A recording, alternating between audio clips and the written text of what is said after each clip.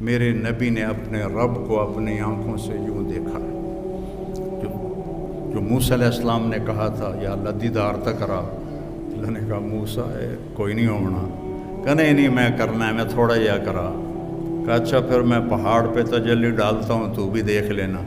جب تجلی ڈالی تو جعلہ دکا، پہاڑ ریت بن گیا اور موسیٰ علیہ السلام بے ہوش ہو کے گر گئے، پتہ نہیں کب تک بے ہوش رہے۔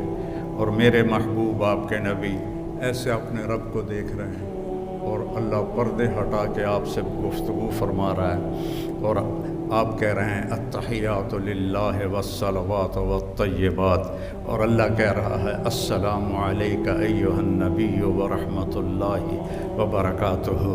پھر میرا نبی کہہ رہا ہے یا اللہ آپ نے ابراہیم کو خلیل بنایا، موسیٰ کو کلیم بنایا، داؤد کے لیے لوہا نرم کیا، سلیمان کے لیے ہوا تابع کی، آپ نے عیسیٰ کے لیے مردے زندہ کیے، میرے لیے کیا ہے؟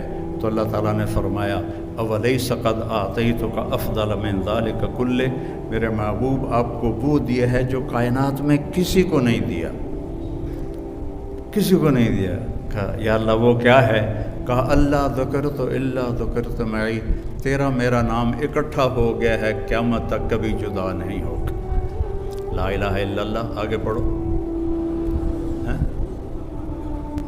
محمد الرسول، لا الہ الا اللہ، ساتھ آدم علیہ السلام کا نام آیا، پھر ان کا ٹرانسفر ہو گیا تو نئی تختی لگ گئی، شیس کا نام آ گیا، ان کا ٹرانسفر ہو گیا، پھر ادریس کا نام آ گیا، ان کا ٹرانسفر ہو گیا، پھر نوح کا نام ہو گیا، چلتے چلتے عیسیٰ کا نام آیا، ٹرانسفر ہو گیا۔ جب آیا محمد الرسول اللہ تو اللہ نے کہا قیامت تک تیرا میرا نام اکٹھا رہے گا، قیامت کا دھماکہ بھی جدا نہیں کر سکے گا۔